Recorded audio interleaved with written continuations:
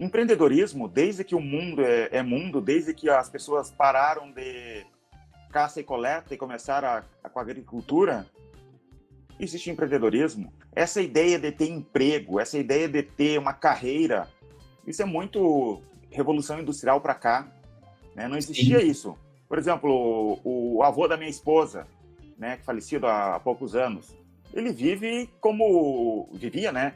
Como pessoas da Idade Média viviam, porque... E falando isso de uma maneira boa, não estou falando de uma maneira ruim isso, porque ele tinha terras ali em Vorá, uma cidadezinha aqui perto aqui no interior do Rio Grande do Sul, uma fazendinha bem pequena, bem humilde, produzia verduras, essas coisas, vaca, né, ele tinha umas vaquinhas, produzia tabaco também, e vivia disso, sabe? E era empreendedor, e não sabia nada desse monte de regras, de crescimento de empresas, nada. Vendia leite, e era isso. E era assim. Olha o passado também, como é que funciona. Não tinha essa ideia, essa romantização do empreendedorismo como tem agora, né? De como ser um suprassumo, ser uma pessoa especial porque ele é empreendedor. Por exemplo, um sapateiro, né? O filho do sapateiro casava com a filha do outro sapateiro. E eles continuavam aquilo ali, não tinha muito, nem essa mistura, né, porque era um empreendimento de família. Né? Eu acho que é romantizado demais hoje essa história do empreendedorismo. Sim. Bom, eu acho o seguinte, primeiro, você está completamente razão. O empreendedorismo, se criou uma indústria em torno disso, né? E quando tu cria uma indústria em torno disso, tu tem que dourar a pílula para vender. Então, assim, de fato, tem aí 1 zilhão de produtos hoje em torno do empreendedorismo e se romantizou muito, sim, né? O que é empreendedorismo, assim por diante. Por outro lado, quando nós olhamos no mundo e nós temos 7 bilhões não tenho o número exato agora, mas nós temos mais de 7 bilhões de pessoas, nós temos de empreendedores, e aí considerando também microempreendedores, as estimativas falam algo em torno de 400 bilhões, eu acredito que seja maior esse número. Mas eu quero dizer que tem muito menos empreendedor e muito mais empregado. Tá? Então, assim, esse é um fato importante. E outra coisa importante é o seguinte, que o empreendedor individual, sim, ele é um empreendedor, mas não é o tipo de empreendedor que nós estamos falando aqui. Nós estamos falando de um cara que vai criar um negócio que não é ele. Que vai criar um negócio independente dele. Um negócio que depois ele possa contratar alguém para gerenciar, que ele possa, se ele quiser ficar gerenciando, ele fica, mas ele pode vender também. Eu quero dizer, ele vai criar um sistema repetitivo de solução de problema, né? E de geração de valor para ele mesmo. Valor para o cliente, que é a resolução do problema, o atendimento da necessidade, do desejo, e valor para ele mesmo, que é essa palavra medonha chamada lucro. Né? Então, assim, mas... o empreendedor, a gente fala agora mais nessa situação de ele criar um sistema de negócio. E aí realmente é uma minoria. Porque o que acontece? Eu muitas vezes, vou pegar um exemplo que explica isso muito bem. O Brasil, quando eu fazia faculdade de educação lá, vários anos atrás, sempre me falavam assim, nossa, o Brasil é o país mais empreendedor do mundo. É verdade. O Brasil é o país mais empreendedor do mundo. É o país que tem a maior parcela da população adulta empreendedora, empreendendo. Porém, é o país onde mais se empreende por necessidade no mundo. E eu diria que é o país onde menos se conhece sobre empreendedorismo de fato no mundo. Talvez seja o país onde mais tenha jogação de confete em torno do empreendedorismo. E essa é a pergunta pessoal que eu tenho, né? De colocar as coisas como elas são e mostrar que essa jogação de confete, na verdade, é mais problemática do que... atrapalha muito mais do que ajuda, né?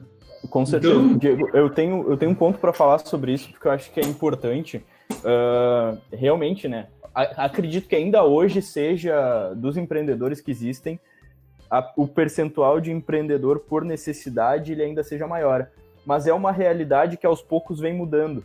A gente fez um programa também sobre empreendedorismo, já no podcast aqui, e uma das informações que eu levantei, através do Sebrae, é que eles fizeram uma pesquisa, e nessa pesquisa, estava já mostrando uma mudança justamente no motivo de empreender, se é empreender por necessidade ou empreender por oportunidade. E já tinha mais pessoas na época da pesquisa, acredito que seja uma pesquisa de 2018, se eu não me engano, empreendendo por oportunidade, por realmente... Então isso aos poucos também nos leva para um mercado de empreendedorismo que tende a ser mais sólido, né, e construir realmente empresas grandes e que depois possam... modelos de sucesso mesmo. Mas eu acho que é muito importante isso que o Davidson falou, principalmente pelo fator da expectativa que tu cria, né?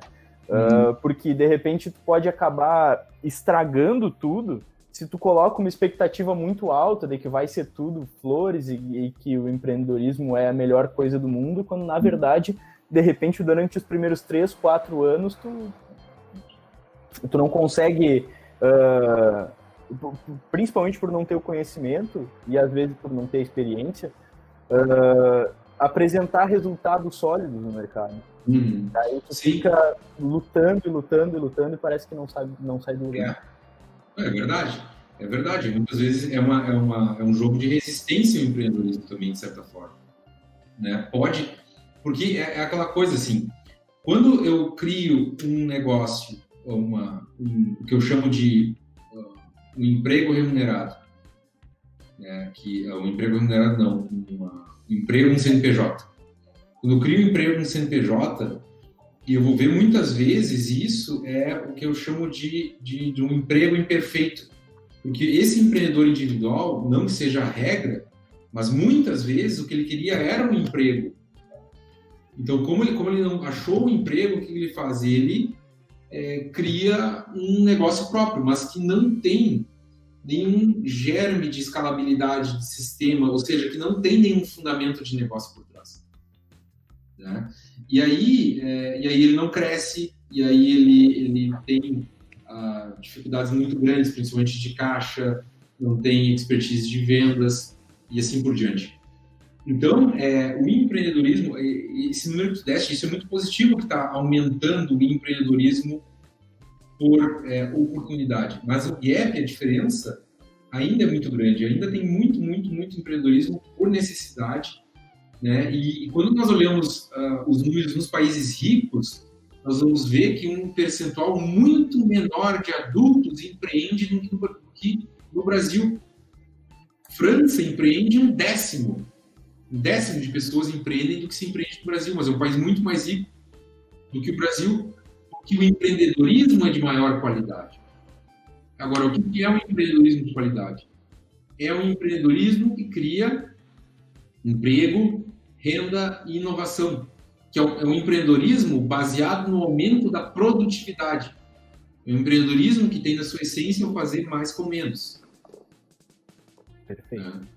Então, eu acho que isso é muito importante a gente comentar. E aí, voltando naquele ponto que o Davidson falou de quem quer empreender, quais são as características, né? O fato é que, sim, se eu sou forçado a empreender, eu vou ter que, independente de qualquer coisa, eu vou ter que dar o melhor. Mas se eu tenho escolhas de carreira na frente, e o empreendedorismo é uma delas, eu preciso enxergar se eu tenho esses atributos que são tão importantes para o empreendedorismo: resiliência, resistência, proatividade,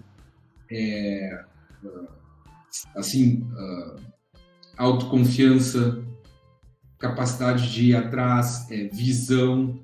E isso, a melhor maneira de se fazer isso é testando. Testando, são com pequenas experiências, e quanto mais rapidamente eu fazer essas experiências de maneira controlada, minimamente controlada, melhor vai ser. Perfeito.